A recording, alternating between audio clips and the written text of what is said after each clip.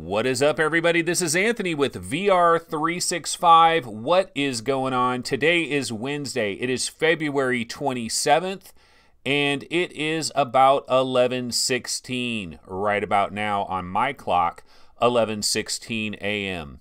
All right, so we are now on episode 110 of the show, and you know what? I don't have like big time stories today, but we have a lot of like little things to get into. We've got some trailers to get into and some different stuff. Now, Sponge 720, he was there for Xbox 720. He wanted it to be called Xbox 720, but it never happened. And he's always been depressed about that. But he's kept his name, Sponge 720. Yes, he watched that movie, The Island, a Michael Bay special, and Xbox 720 logos all over the place in that movie. Does anybody remember that? Like before we knew that it was going to be called Xbox One? And does anybody remember, oh shit, Shadow Legends is delayed again? You gotta be kidding me, because that was one of the stories I was going to go to. One of my stories today, guys, was, guess what, everybody? Shadow Legends comes out tomorrow. Don't forget about it. Shadow Legends comes out tomorrow.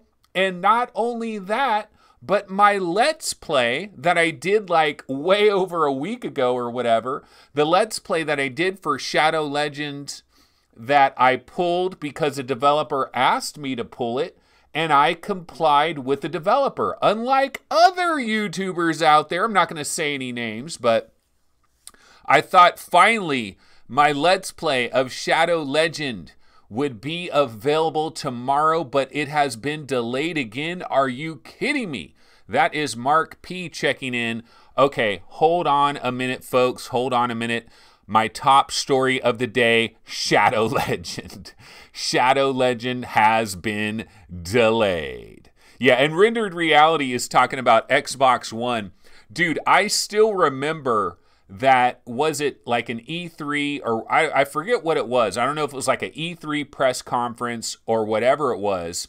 But when they announced the Xbox One, I was like, what? The Xbox One? You mean the original Xbox? You're going back to the original big gigantic Xbox? I could not believe that name, Xbox One. And then we get the Xbox One X. Okay, so Paradise Decay is saying, yes, Shadow Legends delayed another week, but Let's Plays still popping up on YouTube. Yeah, this is one of these stories. Okay, so let's see. Let's go to our webby browser, and let me go to the Shadow Legend page. Okay, so let's go to the webby browser here, and this is Shadow Legend VR.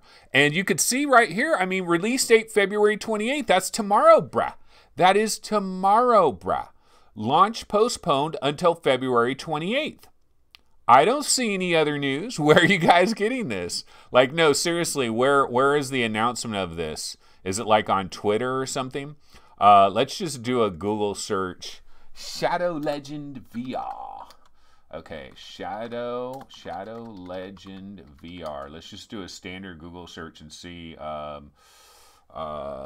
Not seeing anything. Yeah, well, here's their Facebook page. I can go ahead and check that. Over the past 2 years, we've been developing Shadow Legend. It's going to take another 2 years. Sorry, guys. Yeah, I don't know. I don't know what the deal is with this, but where are you guys getting this news? Is it like on the Vive subreddit or something? Oh, a Discord message. Damn, I can't believe these fools delayed it another week.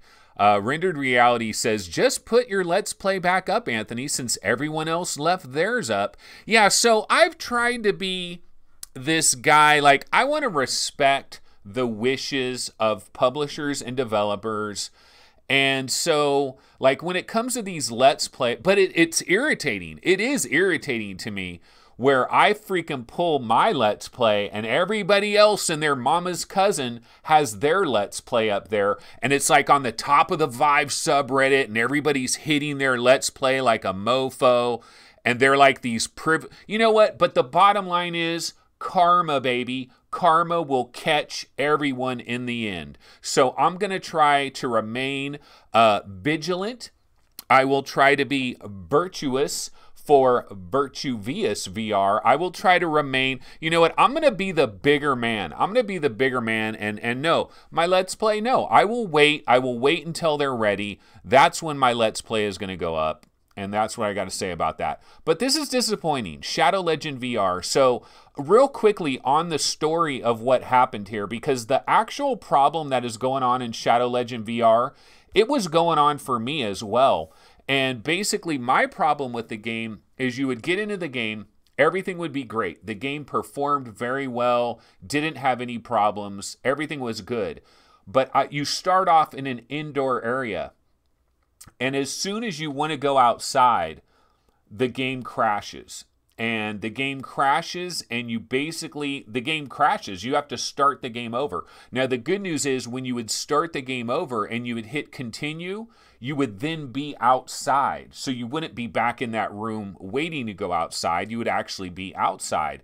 And then if you're playing around and you're outside and you're looking at the deer and you're looking at the snowflakes fall, then what would happen is then it would be time to go indoors. And then the same exact thing would happen. The game would crash, and you would have to quit the game out.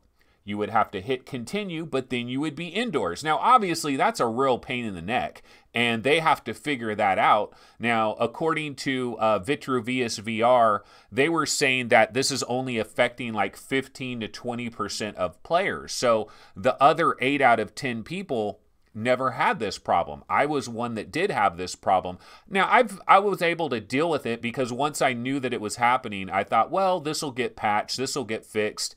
They gave themselves a week, and I guess they couldn't figure it out in 1 week. So that kind of sucks. I mean, think about this, guys. What if you were a developer? You make this really cool game, because so far what I've seen of Shadow Legend, it is a cool game. I like it. I'm positive on this game at this point in time. I have some nitpicks. I can nitpick it to some degree, but I'm mostly positive on it. But you make a really cool game, and then you have this like really jacked up bug, and what if you can't figure it out? Oh my God, they must be banging their heads against tables trying to figure out what the hell is the deal with this bug that is causing them so many issues. But that has to suck. So anyway, I wish Vitruvius VR all the success in the world. You know, hopefully they can figure this bug out. They had to delay it again. That sucks. Oh well, we'll deal with it. But let's go ahead and get into my number one story of the day. And my number one story of the day is kind of this weird story that I want to get into. It's a weird story, and I'm hoping that maybe one of you guys out there, one of you really smart people out there, maybe you'll understand what I don't understand, okay? So here's what we're going to do, guys. Well, before I do that, let's just see what Mark P has to say. He says, the devs say they've fixed the problem but want to test it more before they feel good about releasing it. Oh, okay. And Paradise Decay says, they sorted the problem in a week. They are waiting on beta testers to make sure it's definitely fixed. All right, so that's kind of what they're doing there. It sucks. It sucks every which way you slice it. This is not the way you want to launch a game. This is absolutely not the way you want to launch a game. I feel for them, because they have created a very cool thing. The good news is when it's finally done, when it's finally ready, a lot of people are going to be ranting and raving about it, so they'll probably be okay. They'll probably be good, so we don't have to worry about that. Okay, so let's get into this story that I want to talk about here, and it's going to take a minute for me to unravel this. So basically, the story that I have has to do with the Acer Ojo 500. It has to do with the Qualcomm reference design. It has to do with the 2160 by 2160 per eye. Because here's the deal. We thought there were 3 VR HMDs that were out there that all featured 2160 by 2160 resolution per eye, and we thought that this was the beginning of a new and exciting era in the world of VR. Yeah, we thought it was going to be a new incredible era. Vive Cosmos, Hewlett-Packard Copper, and Acer Ojo 500. All of these babies, 2160 by 2160 per eye, right? Right? I thought that's what it was. Okay, so here's what I'm going to do.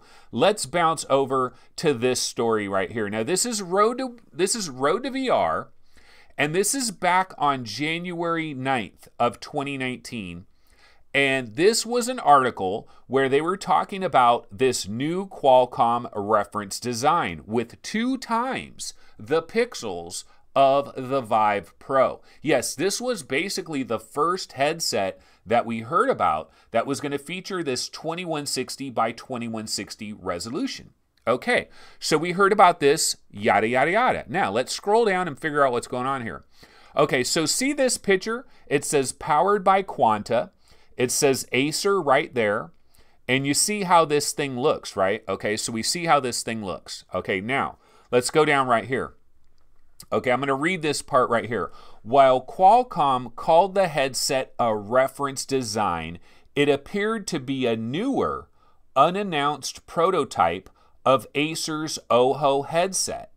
Though we gather this is also based on Qualcomm's latest reference design for smartphone tetherable headsets designed for Snapdragon 855 devices. Okay, but let's go back. Let's go back. What did it say here? While Qualcomm called the headset a reference design, it appeared to be a newer, unannounced prototype of Acer's Ojo headset. Okay, now, am I out of my mind to think that this is basically the Acer Ojo headset, but we don't, it's not the finalized version. It's a prototype of the Acer Ojo headset, right? So for like a couple of months here, I've been saying the Acer Ojo headset, which has not been officially released to my knowledge, is going to have 2160 by 2160 resolution. Now, why am I yapping about all of this stuff? Okay, well, let's bounce over here. Okay, so here is a post. This guy says, I ventured into VR for the first time and I bought myself the elusive Acer Ojo 500. She is a beauty. I'm the first owner of this headset in Malaysia. Okay, hold the F up. Hold the F up. Now, I'm looking at this picture here and I see this Acer logo over there. I see that Acer logo right there. That looks pretty much exactly the same. It doesn't have that big Quanta thing on it, but otherwise it looks exactly the same. Now, why is this a big deal? This is a big deal because this resolution, like people are asking them, what's the resolution? What's the resolution? It's the same old resolution that all the old crappy Acers are. It's 2880 by 1440 or yeah, here's the resolution. 2880 by 1440, 100-degree FOV, yada, yada, yada. And I'm like, wait a minute. I'm like, wait, what happened here? What happened to the 2160 by 2160 that Road to VR was talking about? So we've got a conundrum, ladies and gentlemen. Now, there's a couple of different possibilities here.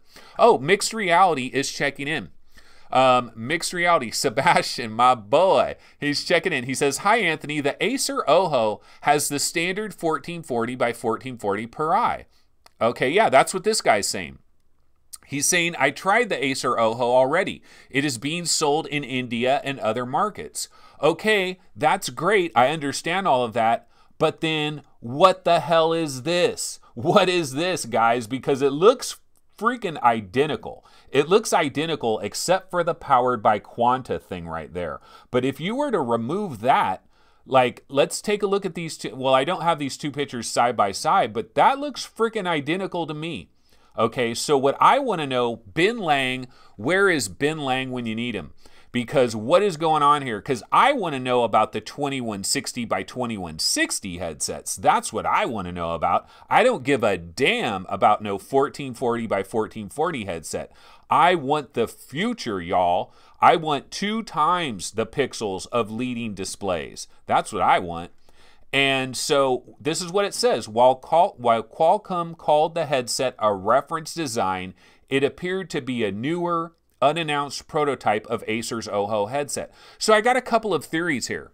One theory I have is that Acer made a whole bunch of the original version that was not 2160 by 2160, and they're basically dumping these things in Malaysia and India, and they're like, oh, we manufactured about 10,000 of these babies. Now we've got a much better design that's 2160 by 2160 per eye. What are we going to do with this 10,000, 20,000 headsets that we've already manufactured? I know, let's dump them in Malaysia. Let's dump them in India. That's one possibility. Another possibility is this is the Acer Ojo 600. Yeah, maybe this is a newer Acer Ojo headset. Another possibility is Road to VR is just completely wrong, and it is an Acer headset. It says Acer right there. So I don't know. I'm still kind of confused about all of this, but you know, Sebastian is in the mix. And he's saying the Qualcomm reference design headset is built by Quanta in cooperation with Acer. Okay, so basically what you're saying here, Sebastian, that's why they look identical. They look freaking identical. So what you're saying, Sebastian, then, is that this is a new headset. Like, this is not the Ojo 500. This is not the Ojo you're looking for. Is that what we're talking about here? Is this like the Ojo 600? Or is this the Acer Ultra HD? Is this like some new Acer? I mean, I don't really want to, like, this is not a major story here. Like, this is not that big of a deal, but I have a dream. I had a dream, guys, and my dream is 2160 by 2160 per eye. That's my dream. I want a new headset. I'm tired of the Rift. The Rift is good. I don't got too many problems with the Rift, but I want to jump to 2160 by 2160 per eye. And I thought I had 3 headsets to get excited about. I thought this was one of them. I thought the Vive Cosmos was one of them. And Hewlett-Packard's Copper was one of them. Okay, Sebastian, let me ask you this. You've tried every HMD under the sun. Have you tried Hewlett-Packard's Copper? Have you been to Palo Alto? You fly all around the world. Have you flied to Palo Alto? Because have you tried the Copper? You have not tried the Copper. There's got to be one headset that exists that Sebastian hasn't tried. And Sebastian says, this has nothing to do with Acer Ojo. It just happens to have the same outer appearance. Okay, so basically what we've concluded at this point, guys, is this was just a mistake. It was an error by Road to VR, considering this to be a prototype of the Acer Ojo. They got confused because it looked identical, so I can see how they got confused. So, you know, I forgive Ben Lang. All is forgiven. Okay, so bottom line, hopefully we still have 3 headsets, whatever the hell they're calling it. Hopefully we still have an Acer headset that is 2160 by 2160, because I don't necessarily want the Acer, but I want one of these puppies. All right, let's go ahead. Yeah, he has not tried the Copper. So breaking news, there is a headset that Sebastian has not tried. That is amazing. Okay, let's go ahead and get into our next topic, guys. He's going to track it down. Well, dude, Sebastian, are you coming to GDC? Are you going to be in San Francisco in the middle of March? Because, you know, Palo Alto is just a short drive away. Just contact Hewlett-Packard and tell them, dude, I've tried every headset under the sun. Let me try the Copper, bruh. And see if you can get an extra ticket into their private rooms, because I would like to go in there with you. I want to try the Copper too. All right, let's go ahead and get into our next story. And yesterday, we did have a release of a game. That's not it. This is it. So yesterday, a brand new game came out. It is called Time Transit VR. And this game is coming to us from Free Time Studio. Now, I ran the trailer for this back in the days. A while back, I ran the trailer for this, and I was telling you guys, and I was looking at it, looks absolutely beautiful. I mean, it looks drop dead gorgeous. Look at that. I am a sucker for sunlight.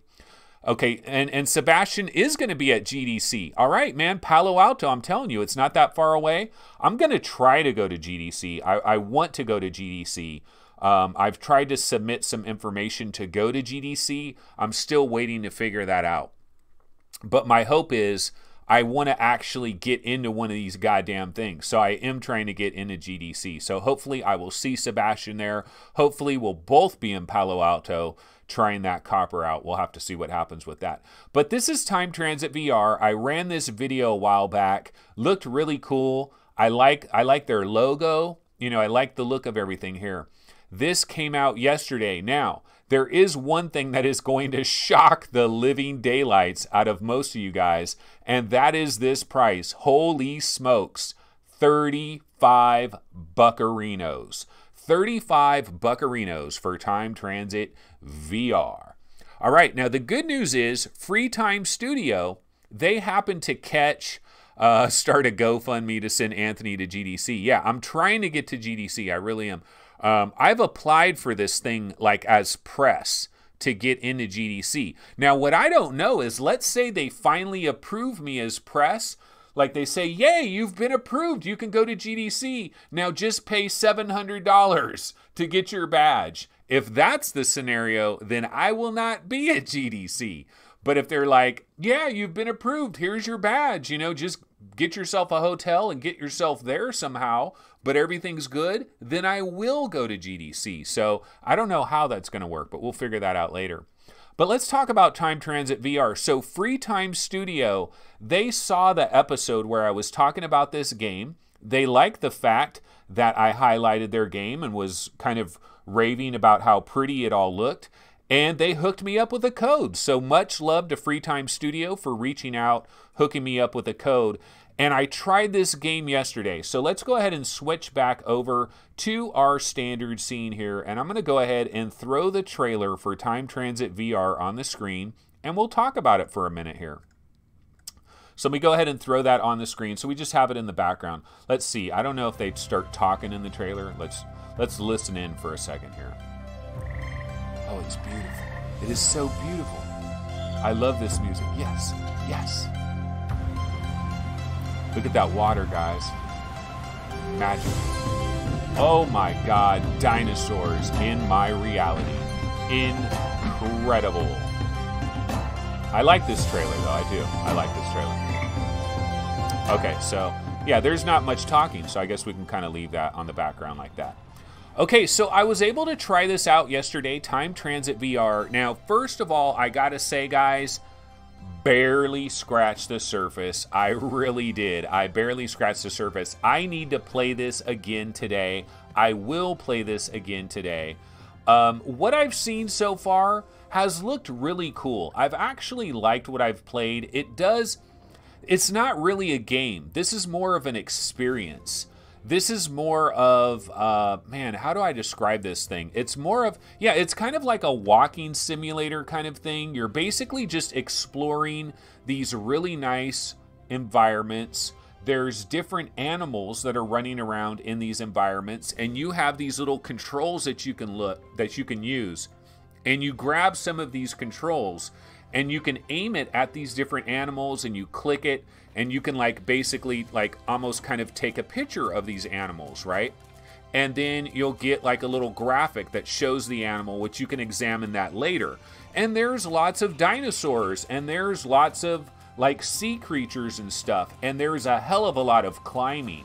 Like, this game is basically part The Climb, it's part Robinson the Journey, because you're climbing all over the damn place. Like, there's not a hell of a lot that's interactive about this game, really. You're just kind of walking around and looking at everything. But you do a lot of climbing.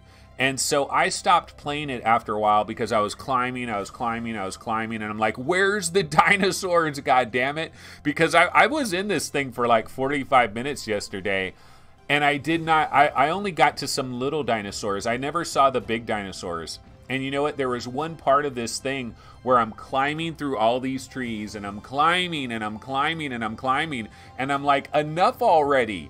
Like, you know what I thought of? I thought of Jurassic Park, and I thought of Dr. Malcolm. You know, the very first Jurassic Park. Wasn't there a scene in the very first Jurassic Park where he, like, taps on the camera and he's like, this is like a dinosaur tour, right? There are, I don't know, like dinosaurs on this tour at some point? Because remember in Jurassic Park, they were basically sitting in one of those Jeeps, and it was raining, and they're looking around. They're just looking at a bunch of of trees and foliage and fauna, right? And they're like, where's the freaking dinosaurs after a while? That's kind of what this was like yesterday when I was in here and I was climbing around through these really beautiful environments. They were sure pretty. They were very pretty. And I'm climbing around, getting up higher on mountaintops, looking for the dinosaurs. It's cool, but goddamn, 35 bones is a lot. But I need to play this a heck of a lot more. So, like, I didn't get to this canoe part right there. I did not get to that. And I think I saw that guy. He didn't eat something out of my hand. I don't believe I saw that guy there. It's beautiful. It's beautiful and it's well done. It is a high quality experience.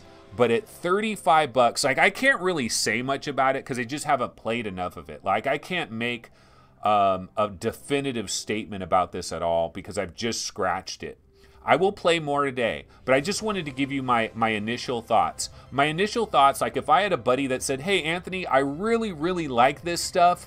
Should I drop the 35 bucks for it? I would say, bro, can you wait one more day? Let me play it some more and get back to you. That's basically what I'd have to say about that.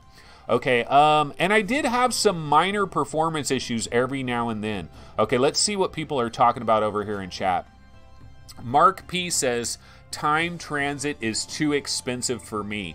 It's too expensive for just about everybody. See, the thing is, a lot of these studios, like Free Time Studios or Free Time Studio, there's a lot of developers out there that have spent a lot of money making their very first VR experience. And they feel like their VR experience is so incredibly grand and awesome. And they've had relatives and friends and family come over and try it. And the friends and family have come to their offices and they've tried this and they're like, oh yeah, it is so awesome. This is incredible. This is like an educational thing. And this is going to be amazing. This is going to change the game. And so these developers, you know, they're like, oh, okay, let's charge 35 bucks for this. And they don't realize the reality that we're in the VR gaming space, where the reality that we're in right now is if you're going to charge 35 bucks or if you're going to charge $39.99, you better be called Skyrim or Fallout 4 or Lone Echo 2 or Defector. You better be a big banger of a game, you know what I mean? And so, like, if this was $19.99, if this was 20 bucks, a ton of people would have bought this yesterday that didn't buy it yesterday because it's 35. If this was $24.99, I think quite a few people would have bought this yesterday that didn't because it's 35 bucks. At the same time, I can't blame Free Time Studio for trying to recoup their investment on this thing.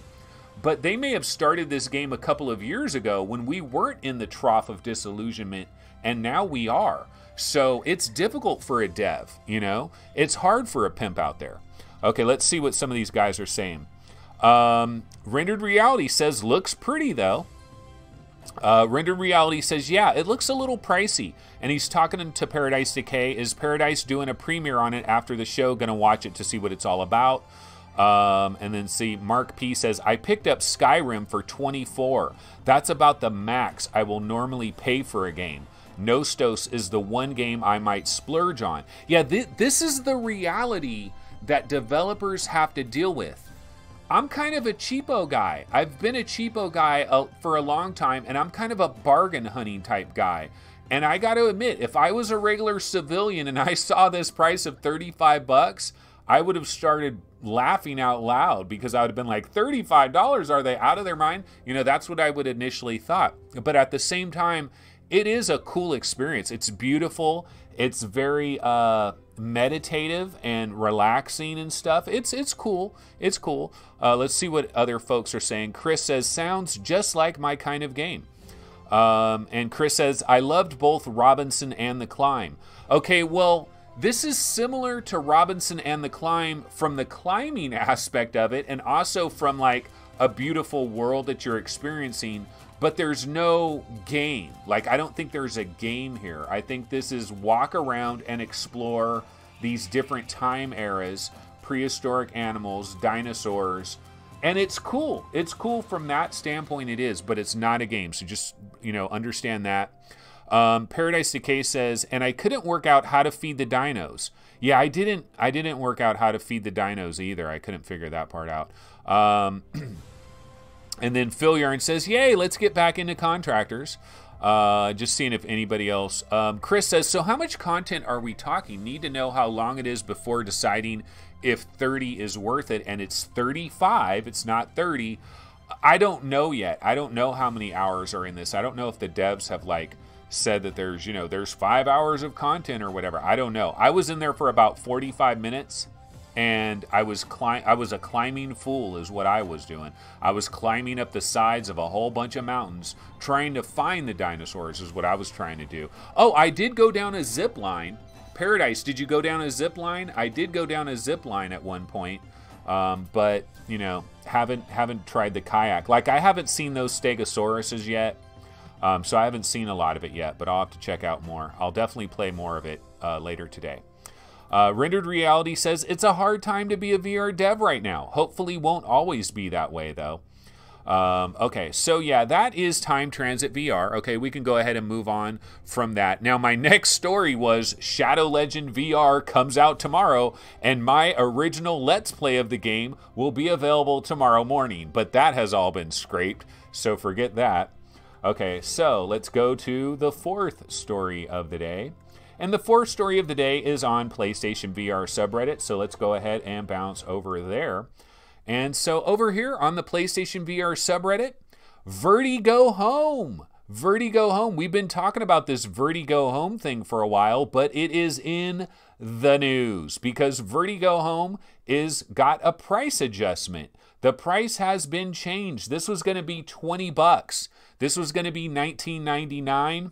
They decided to cut the price a bit. They're dropping down to $12.99 and £13 in Europe, and they are postponing the release. So let's go ahead and click on this. Verti-Go-HOME, baby.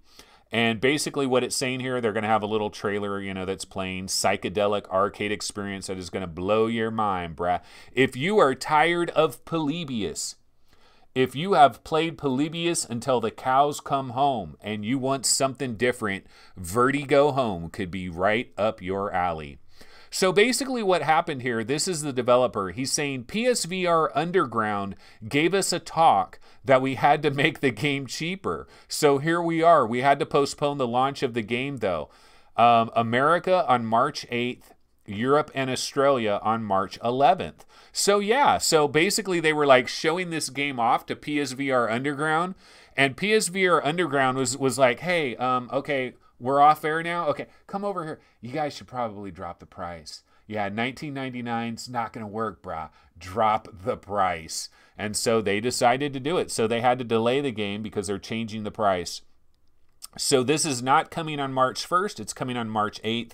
And Europe and Australia on March 11th. And Kev Gret, our boy Kev Gret, he is famous.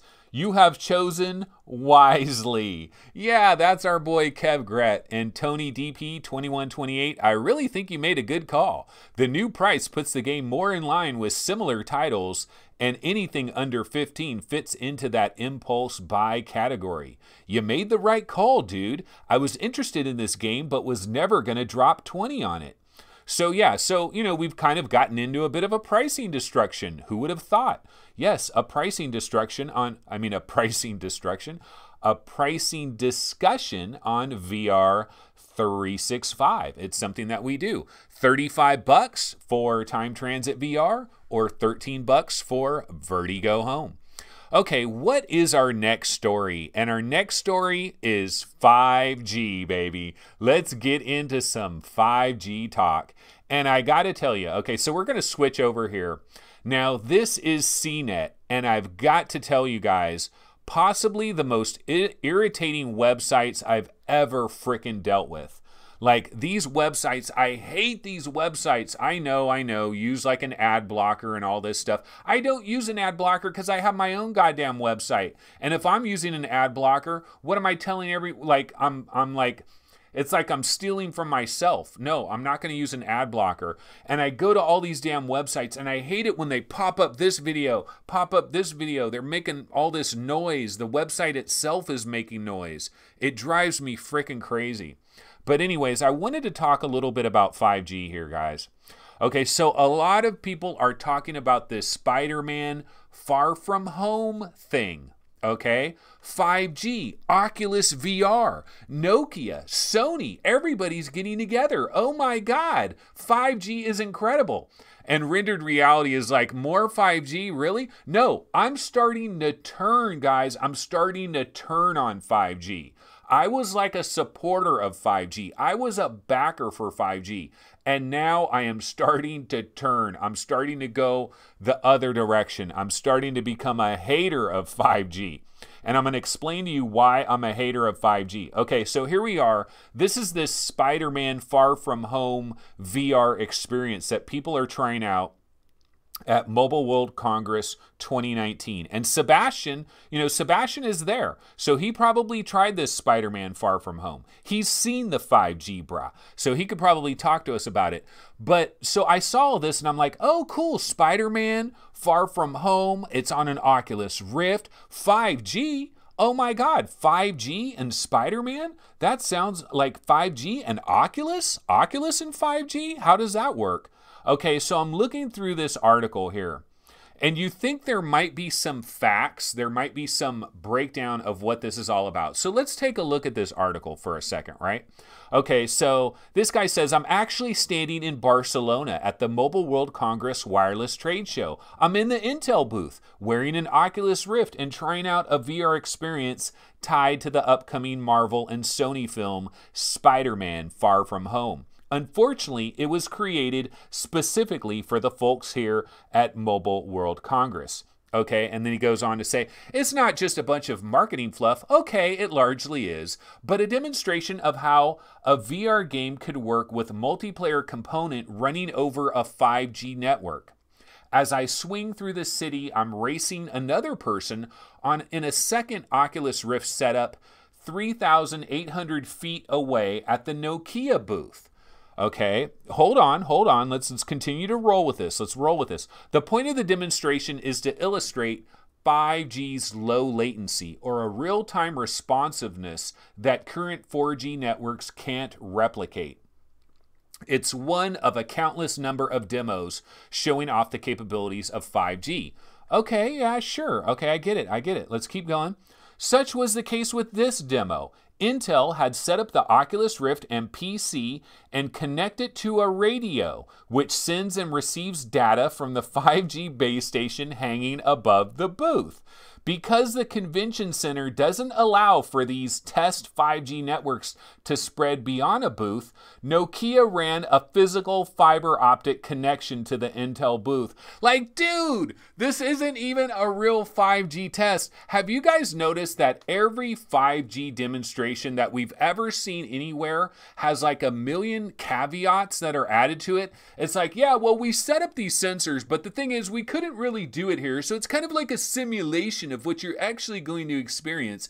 That's what I hear from every one of these goddamn things, and I'm starting to get sick of it. Y'all. Okay, the 5G radio is using a higher frequency 28 gigahertz band of spectrum, which is good for speeds, but bad for extended range. In this booth, however, distance didn't matter. Okay, I'm still trying to figure out what the hell is going on here. Okay, and do I get an answer about what is going on? No, I don't. He just talks about Peter Parker would be proud at the end. Okay, so here's my question, guys. Here's my question. What the hell is the 5G doing? What is 5G doing for an Oculus Rift? I have an Oculus Rift. It's sitting right there. What can 5G do for my Oculus Rift? This makes no sense. There's no modem inside an Oculus Rift. There's no 5G modem inside an Oculus Rift. These Oculus Rifts are not outfitted with 5G. So what the hell is going on here? What are they demonstrating? Like, seriously, what are they demonstrating? They're demonstrating 5G. The game was an example of 5G's potential power. In what way? What is it doing? So you're telling me that it's providing the internet service? It's providing you the internet connection? Like, my PC can connect to broadband. Who gives an F? Like, what is happening here that is special? I don't understand this. Somebody please explain it to me. And the funny thing about this is I've seen these articles all over the damn place about this Spider-Man Far From Home. This is not the only article, dude.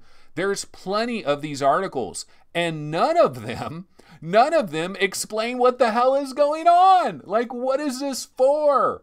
This guy's talking about how I'm swinging through New York, and there's another guy that's 4,000 feet away at the Nokia booth. I'm racing him. So the F what? I play VR here all the time, and I play people that are in freaking Barcelona or France or China or Japan. Who cares? We've had internet access, guys. It's not like, what is this doing? Explain to me what this is doing. I don't get it. I don't get it. Okay, now, before I have an aneurysm, let's go ahead and bounce over to, why don't we bounce over to Upload VR? Let's bounce over to Upload VR. Maybe they will solve this conundrum. Okay, so let's go over here to Upload VR. Let me give it a nice, beautiful refresh. Okay, the Batman experience. I'm wondering about that as well. We'll get to that later. This is the Batman against Scarecrow, another 5G experience. Now, maybe there's something real going on here. Maybe I'm going to have to eat all of my words. And then also updated, Shadow Legend delayed an extra week. God damn it. Okay, the parade of stuff just continues. Okay, let's scroll down. Let's scroll down, folks. Okay, here we go. Spider-Man. Yay! Let's check it. Let's check this out. Now, Jamie Feltham. Jamie Feltham is our boy. He's going to explain this to us, right? He's going to break this down for us. He has to. He's a VR guy, so he has to know what's going on here. Okay, let's see what he has to say. I finally did it. I stood on the edge of a building and I looked at New York stretching out in front of me. And then I jumped. I flicked a touch controller forward and oh my God, Spider-Man. So yeah, so this guy's a big Spider-Man fan, you know, great. I like that. I mean, no, actually I am a Spider-Man fan. Like when I was a kid, I'm not really a comic book guy, but when I was a kid, I read a lot of, I was a Spider-Man guy. Like Spider-Man was my guy. I loved, who was the enemy? The guy that had like a big freaking aquarium on top of his head. He had a big fish bowl. Mysterio. Mysterio. Yeah, that dude was awesome. I loved Mysterio as an enemy because Mysterio didn't have any special powers, but he would make you think that you were like underwater when you weren't. Like he freaking Jedi mind tricked that ass. I love Mysterio. Okay, so I want to try to figure out what the hell is going on here. Okay, so I'm going to scroll down here. I have to recommend Sony Pictures and Create VR for taking another swing at Spidey. The pair clearly listened to the criticism of Homecoming VR. Okay, where's the 5G? I want to understand the 5G. I still don't understand the 5G, guys. Okay, you know what? I just don't understand this 5G crap. Okay, but here's the good news. The good news is I've grabbed a couple little videos that talk about 5G. So, and it talks about this Spider-Man thing. So let's watch a couple little videos about it and maybe we can get edumacated. So I'm going to switch back over here. I'm going to pump up the volume and we're going to check out some, they're very short, so don't worry about it. It's very short. Let's try to figure out what the hell is going on with our 5G overlords. Okay, I'm going to pump up the volume on this and let's check out some 5G, baby. Hold on one sec. Okay, 5G for that ass. Okay, let's check this one out first.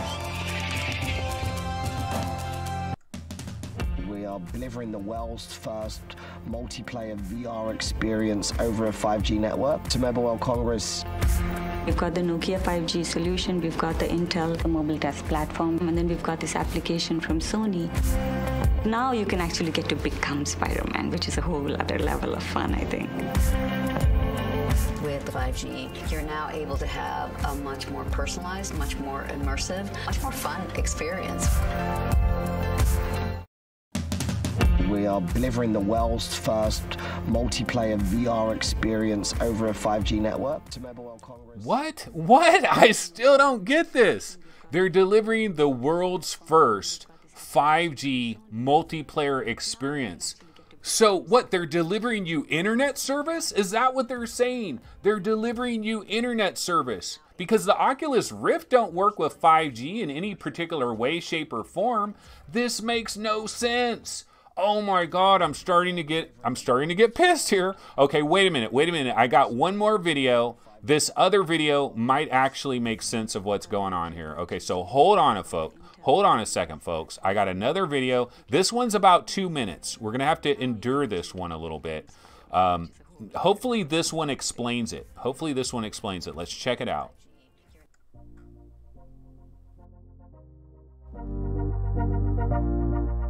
Hi guys, Amanda here at Mobile World Congress 2019, hanging out at the Intel booth at the Media Super Demo.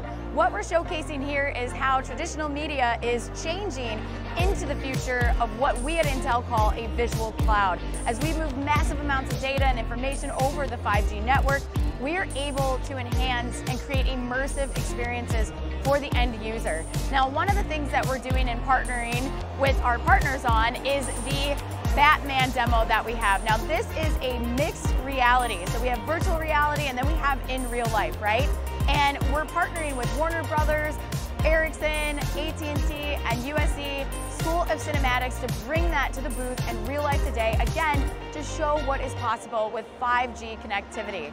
Another one that we have is we're actually streaming 8K content over the 5G network using 75% less bandwidth, allowing us to optimize our throughput and be able to create more information faster and over the 5G network.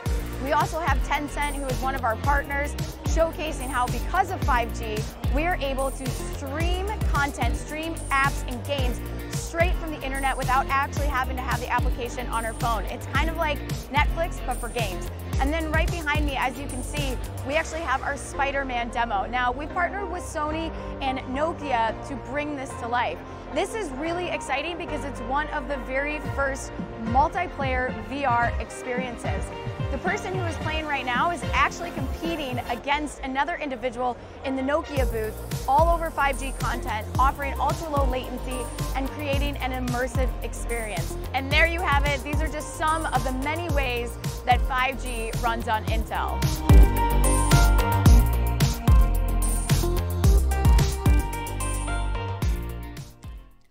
Okay, well, honestly, you know what? I was expecting to talk a whole bunch more crap after that video. I had not seen this video, but I was honestly, here's what I was expecting. I was expecting this lady to say blockchain, blockchain, blockchain. I was expecting her to say neural networks, machine learning, you know, 5G, streaming, latency, blah, blah, blah. And she actually was breaking something down a little bit. Okay, so the Batman thing, like the Batman thing might be legitimate, all right? The Batman thing might be legitimate. Some of the other stuff that they're doing with like the 8K video and stuff, that might be legitimate. But the Spider-Man thing, I still don't get it. I still don't get the like, what are they doing with an Oculus Rift in 5G? They're providing you the internet access? Is that what they're talking about here? They're like, we've done the first 5G multiplayer experience ever before. Who gives an F? You're playing somebody multiplayer just because it's like 5G is bringing you the internet? That's supposed to be like a fantastic thing? I don't get it. Somebody explain it to me.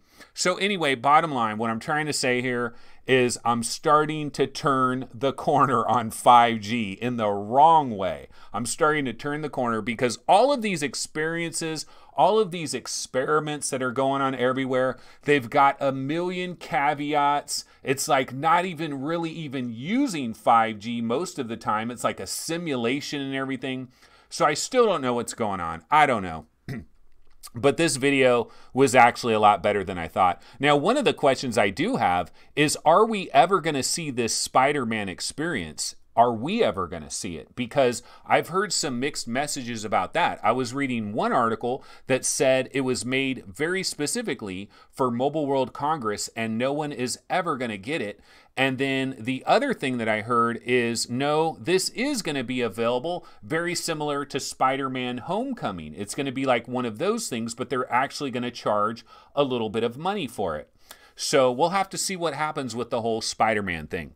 All right, so let's go ahead and get into another topic, and we're going to go a little bit long this. Well, no, actually, I started at 11:16, so we haven't even gone a full hour, so we're good. It's all good in the hisnid. Okay, so let's switch up. Let's get on to something more exciting and fun, all right? And you know what is exciting and fun?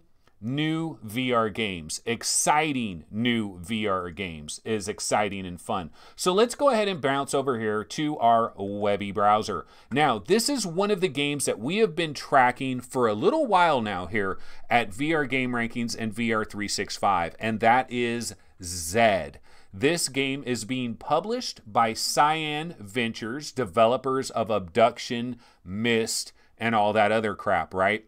But the developer is Eagre Games. It is not Cyan. They are publishing it. This is being developed by Eagre Games. Now, the way I understand it, I've known about this game for quite some time. Most people have known about this game for quite some time. There seem to be a lot of websites that are acting like this is the unveiling of this game. Like, hey, everybody, there's a new game called Zed. I've known about this game for like months, but there is a new trailer. There is a brand new trailer. So let's go ahead and peep out this brand new trailer. So we're going to go ahead and switch back over to our standard scene. I'm going to pump up this 5G crap, and we're going to check out the brand new Zed trailer.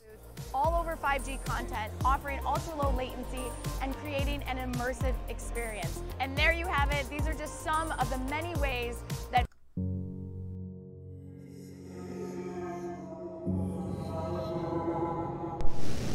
memory is comprised of three aspects: encoding, storage, retrieval. Encoding, the acquisition of information. Storage, packing it piecemeal throughout the brain. Retrieval, accessing that information. Your father's problem? Retrieval. It's there, he just can't reach it. What's happened to me? Is there anything we can do? Some games have proven effective in preserving cognitive function, even untangling recollection, especially if there's a goal.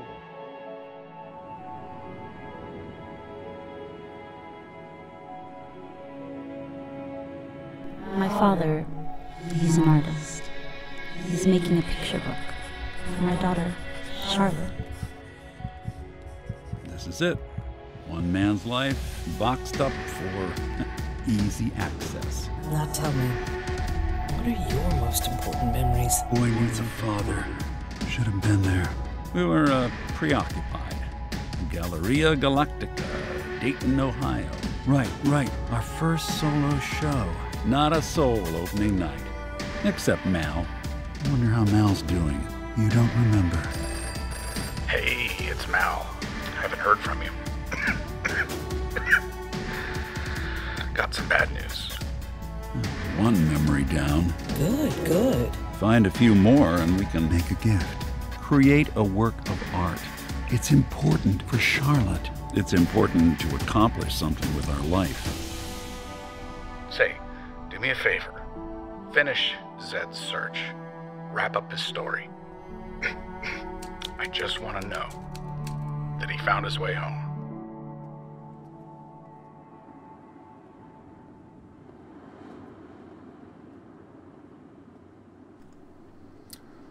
All right, well, that is the brand new trailer for Zed. Let's see here. Memory is comprised of three aspects. Yeah, that's the start of it again. Encoding. Okay, yeah, so that is the brand new trailer for Zed, and I'll tell you what, we've seen, well, we already saw the original trailer for this game, and that looked really good. This looks good as well. This looks like a very high quality production here. Like, this looks like they really spent a lot of time and a lot of effort, and I'm looking forward to this. Now, truth be told, my mom is actually suffering from this problem. My mom has like early stage Alzheimer's and like dementia, and she'll be telling me, she'll be talking to me about something, and then 5 minutes later, she'll tell me the same story. And then 5 minutes later, she'll tell me the same story. And 5 minutes later, she'll tell me the same story. And so this kind of hits home. And I don't know, this might be almost too depressing for me to actually enjoy this. Like, I might start playing this and like not even enjoy it. But I mean, obviously there's millions of people out there that don't have a family member that's dealing with dementia or Alzheimer's. And so then this is just an interesting topic, you know, and it still might be handled in a very good way. and it might be cool. Bottom line is, this looks like one of the more high-quality VR games that we have on the docket, like a game that is coming in the future. Now, Tezrim in chat was saying, oh, great, another puzzle game or something like that, right? Yeah, see, he's saying more puzzles, sad face, and then not even hard puzzles. And all this type of stuff. Pick up stuff and look at them simulator. So Tezrim, not a fan of what is going on with Zed. I am a fan. I'm a fan. Like, you might say this is like just picking up stuff and looking at them simulator, but at least everything looks pretty. You know, at least you got high quality voice work. I just feel like this is a very high quality production here. And I don't know that we're like swimming in high quality productions. I don't know that we can thumb our nose at high quality productions. This appears to be one of a handful of really good productions that are coming our way in the near term. Zed, coming spring 2019. I'm looking forward to this. I think this is going to be really cool. Now, is there going to be a lot of fast action, and am I going to be shooting zombies and stuff? Probably not. So you're probably going to be moving from room to room, solving puzzles, and it's probably going to be, you know, not even really a real game, so to speak. It'll have game-like elements and all these kinds of things. But I think this looks awesome. I think it looks really cool. The dementia aspect of it is a little bit concerning for me personally, just because I don't want to be reminded of like negative things really when I'm playing a game and I'm trying to like get away from real life. But, you know, I'm in a particular situation because of my mom, where most people out there probably aren't in that kind of a situation. But I do think Zed looks really good. I'm excited for this. In fact, this game, I believe, is in like our top 10 most wanted games over at VR Games Rankings for the PC VR games. I believe Zed is actually in our top 10. It is one of our most anticipated games, and this trailer does nothing to change my mind as far as that goes. So that is Zed. Okay, let's go ahead and bounce back over to our Webby browser, back over here. And yeah, this is the Steam page for Zed, coming spring of 2019. Cyan releases new game trailer. I think it looks good. I'm very excited in this. I think this is going to be a cool game to check out when it eventually hits the scenes. All right, now, what is something that we do like to get into every single day of the week? And that, of course, is the Oculus Daily Deal. So let's go ahead and check that out for today. And our daily deal for today is Skyfront VR. It is going for $8. The normal price is $10, so you're saving a 2 spot. You know, you can join the Banana Club over at our Patreon, the VR365 Patreon. You could be a $2 monthly supporter of our Patreon, or you can save $2 on Skyfront VR. You make the decision. So there's a little under 12 hours left in this. It's going for $8. I've never actually played Skyfront VR. You know, I think we actually got a code for this, like VR Roundtable. Let me see, what is the developer of this? Let me scroll down here. So the developer is Levity Play, and this released December 20th of last year, so it hasn't been around for forever. And I believe VR Roundtable actually got a code for this, and would you believe that I just don't have any interest? I just don't care about going into this game, which kind of sucks. I mean, I'm sure there's people out there that would really love to play this game. Here I get a free code and I don't even care. I'm not even interested. It's just I'm not really a multiplayer guy. And then the idea of kind of just floating around in the air and shooting people, I don't know, it doesn't do anything for me. This is one of these situations, like for me to get interested in something like Skyfront VR, I gotta be dragged kicking and screaming. Okay, so just imagine this. You've got people that have no interest whatsoever in sports, right? Like they don't care about football. They don't care about Madden. They don't care about NBA 2K or FIFA soccer or anything like that. And the only way that they would ever play a Madden or an NBA 2K game is they've got to be dragged kicking and screaming. They've got to be forced to play it. I'm kind of in that same boat when it comes to something like this. This just doesn't interest me. Now, here's the deal, though. if everybody on all the subreddits, like the Vive subreddit, the Oculus Rift subreddit, if everybody and their mama just keeps raving about Skyfront VR, then I probably would check it out. But that's what it's going to take to get me into something like this, because this isn't my bag. Like, I see the word esports and I run for the hills, okay? Like, I'm looking at this. Skyfront VR plunges you into a breathtaking sci-fi world of zero-gravity battles and offers an array of awesome weapons and impressive special abilities. The game includes 4 gorgeous arenas, 3 game modes, customization, and an esports-ready progression system. See, I see the word esports, and I'm like, bye, not my cup of tea. But, you know, who knows? Maybe I'm missing out on an incredibly awesome game. Skyfront VR could be a game changer like none other, and I'm missing out on it. Who knows? Okay, what is the next story that we have? Okay, so the next story that we have is, let's see, where are we? Let's go over here, folks. Let's go over here. Now, this is, I actually don't know the true pronunciation of this. I'm going to just say Fugl. But I don't know the true pronunciation of this. But we'll call this Fugl.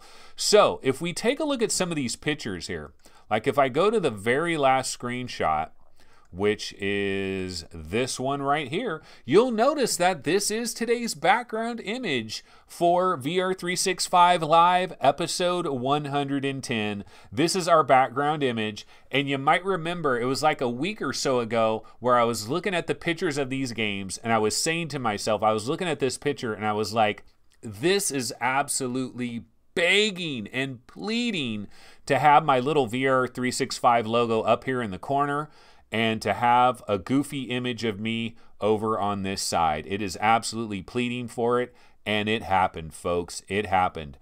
And the reason why it happened is because of Paradise Decay. Actually, Paradise Decay was the one that hit me to this, and he basically let me know that Team Fugl, which is working on this game, they have basically an experimental, a work-in-progress version of this game that is on the Oculus Store. Now, it is not on the Oculus Store for you to buy. Like, no one can buy this right now. It's on the Oculus Store where people like me that are in press and stuff, yeah, I'm in press. I'm actually a member of the press. So I should be able to go to GDC, right, as a member of the press.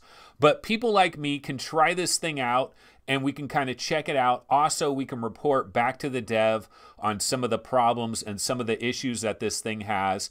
And so it's up there, but this is not actually coming to the Oculus Rift until sometime probably in the second quarter of 2019, but maybe late second quarter 2019. In fact, the developer told me there's a slight chance that this might not actually hit until early third quarter 2019. Also, one thing I know about this game is it's going to hit the Oculus Rift before it hits Steam, okay? So you can buy this on Steam. In fact, if you buy it right now, you get it for a mere $6. It is 40% off, but the downside is the VR support.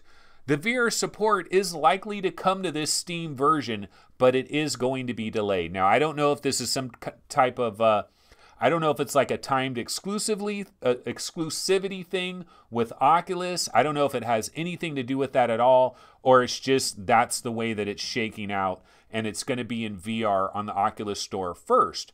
But I'll tell you this, guys, this game, this experience, one of the most incredible experiences I've ever had in my entire life, period. Okay, period. Now, let's switch back over to my standard scene here. Let me go ahead and grab the game trailer for this, and I can throw it on in the background, and I can talk about this for a minute. Now, the thing is, it might sound like I'm going to rant and rave about this baby, and I am, but there's also some problems. There's also some issues here. There's just as much negative as there is positive. Well, I don't know if that's actually accurate, but this isn't all good. So I've got really great things to say about this. I've also got some bad things to say about this. Let's see if I pump up the volume. Is it just music and stuff? Okay, cool. Then I can just have some sound effects going on in the background. Yeah, so this is Fugl, right? And you're looking at these graphics here, and you're looking at a pixelated, you know, it's kind of like a retro kind of a thing. It's kind of pixely and stuff. Well, this game uses voxels, okay? This game uses voxels. It's like 100% voxel created game.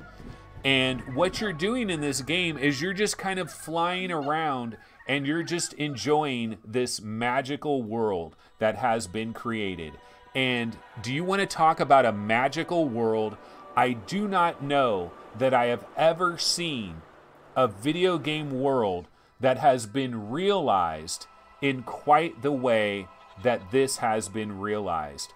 This thing was like a religious experience. When I experienced this thing for the first time, tears, I was starting to well up. I practically cried. I did not cry. I got very close, but I was like, holy shit, this is incredible. Because basically what you're doing now I got to back up and say for a second here that this isn't a game. This is actually not a game. There are no objectives. You're not shooting any weapons. You're not collecting anything. You're not progressing to other levels. You're not finding out something about some kind of a story. This is not a game. This is like a meditative chill out and just enjoy this magical world experience. That's basically what this is, okay? And that's probably the biggest downside for me, because it's one of the most incredible video game worlds I've ever seen in my entire life. And now you might say, oh my God, I'm gonna go buy this on Steam right now and check this out, but it's gonna be in 2D. And you're not going to see the beauty of this unless you're in VR. You see this in VR, and the world is just moving past you with the greatest of ease. Nothing is popping in, nothing is popping out, everything is there. Every little butterfly, every little flower, every little tree. Now I know you're looking at this video and you're like, yeah, but everything's pixelated. Well, it's voxels. Everything is made out of voxels. So it kind of has this Minecraftian look to it.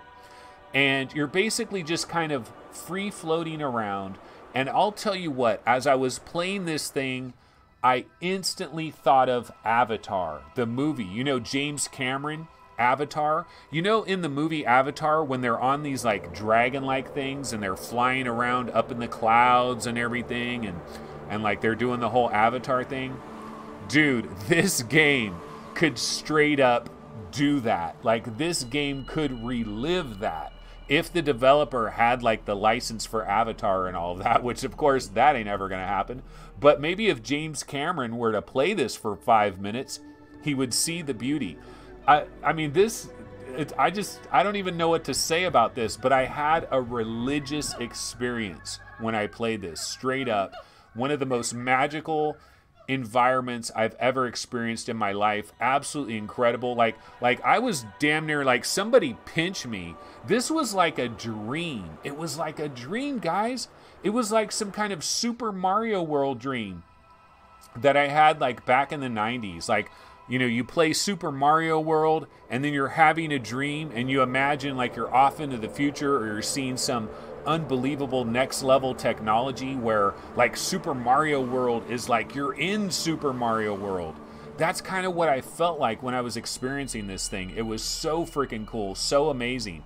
Okay, now here's where it all goes bad. Okay, because it is incredible. This like if you try this out, this is going to be one of the most impressive 20 to 25 minute demos you'll ever have in your life.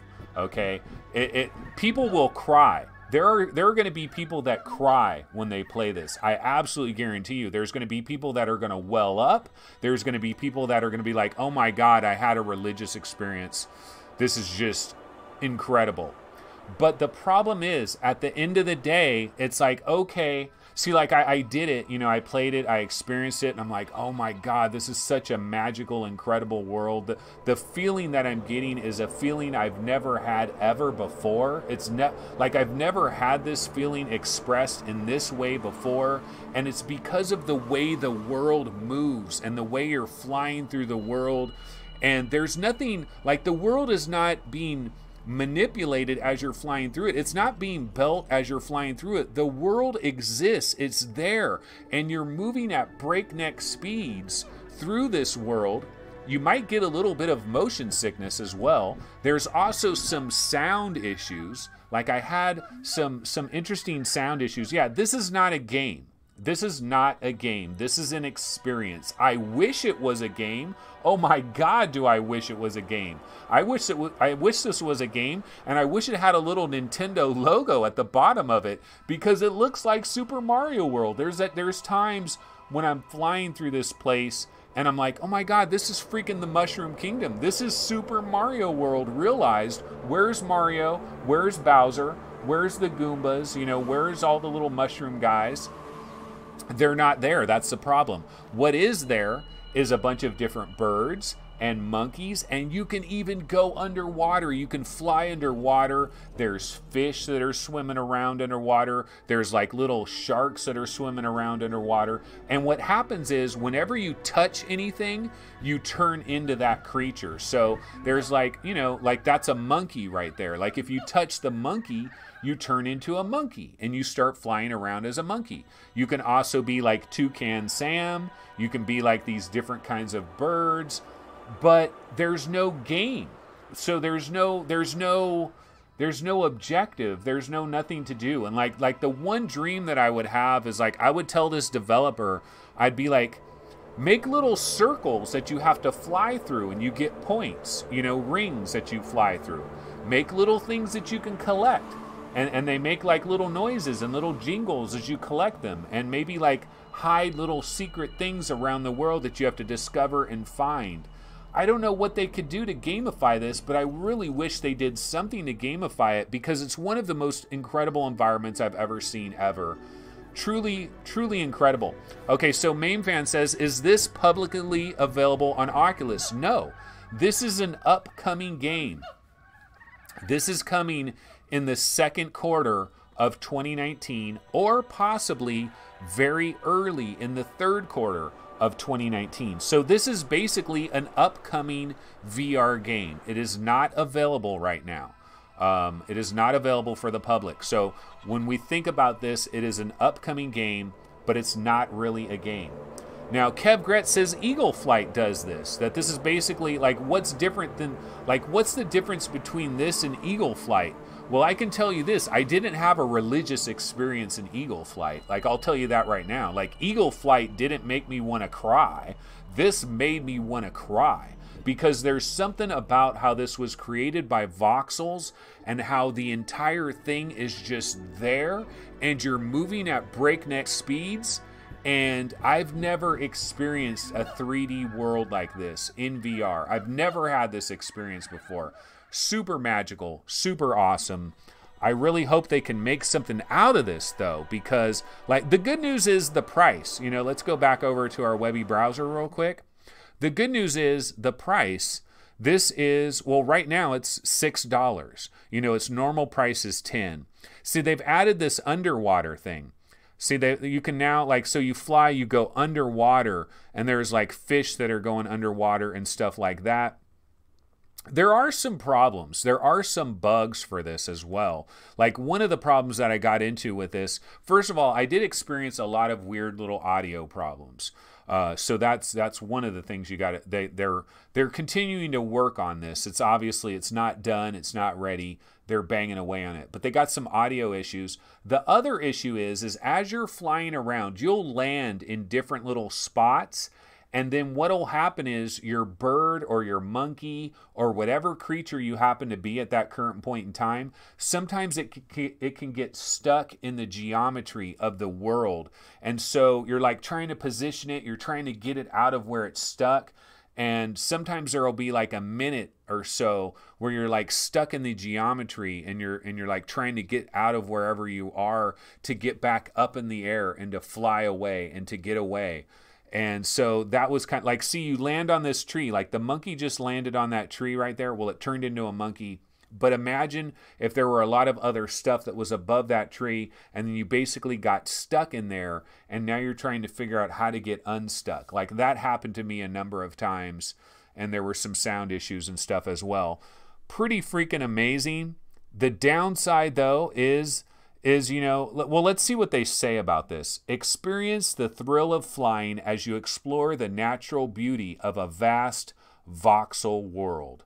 Relax and feel as free as a bird as you create your own adventure with no time constraints or set goals. That's the problem. There's no set goals. Discover and observe hundreds of unique animals whose features your shape-shifting bird can absorb. So that would be the closest gamey aspect of it, is there's apparently hundreds of animals. Now, I've seen probably like 25 of them. I don't know that I've seen hundreds. I've seen about 25 different creatures probably. And if you touch them, then you become them. And so, you know, that's kind of cool. And you're just kind of exploring this incredibly beautiful, tranquil world. This is going to be the ultimate stoner game. I can tell you that right now. Like, we've got a number of games that are almost like designed with stoners in mind. And this one, oh my God, this is going to be the stoner game of all time because of the magical world, like the breathtaking environment that you're in. Truly spectacular. Really incredible. I just couldn't get over how amazing this thing was, but I gotta say that I got over it really quick. It was like, what do you call it? It was the honeymoon period. This was the honeymoon period defined because I got over it really fast, but I will always have that first 20 minutes where I experienced this because it was like a whole new world. You know, it was like Aladdin, a whole new world, man. That is Fugl. Pretty incredible. I'm still excited for this. I really wish that the developer could somehow add some gamification. The other thing I would like the developer to do is, like, you've got this beautiful world. Okay, now let's have a nighttime version. Let's see some stars. Let's have some rain coming down every once in a while. You know, let's have a day and nighttime cycle. Let's have, I haven't seen all the areas of this world, but let's have like an ice world. Let's have a volcano world. Let's have deserts that we're flying over. Like, I'm just going to be really like one of these asshole people that is like expecting everything under the sun. Like, yeah, it's so easy for the developer to create an ice world, a volcano world, a desert world, and like rain and time of day. Like all he has to do is like type a couple of lines of code. Although I haven't explored every little area of this thing, so maybe some of these things exist and I just need to find it. Because I didn't fly through all of these tunnels everywhere. I was mostly up in the air just looking at everything, but super incredible. Okay, guys, well, basically that is going to go ahead and do it for today's episode. So let me go ahead and get back over to my standard scene here. But yeah, I definitely wanted to talk about that. Glad I was able to get some discussion in on that. Let me go ahead and get my outro logo on the scene here and bounce out of here. Alrighty, guys, well, that's going to go ahead and do it for this particular episode of VR 365. We've gone well over an hour now, and I will be back tomorrow on Thursday at around 11 a.m. Pacific time, so check in with me there. Will I have another crazy rant about 5G? Maybe I will be back in the 5G fold once I read all about the Batman thing. I still don't get it, though. I just don't get it as far as the whole Oculus Rift thing. Because a lot of you guys in chat, like, I don't want to get back into it, but a lot of you guys in chat were like, well, maybe they're streaming the game. Like maybe they're rendering the game on a render farm. And no, I don't think they were doing that, man. I think the only thing that they were doing with that Spider-Man thing was just providing the internet connection. I think that's the only thing that they did.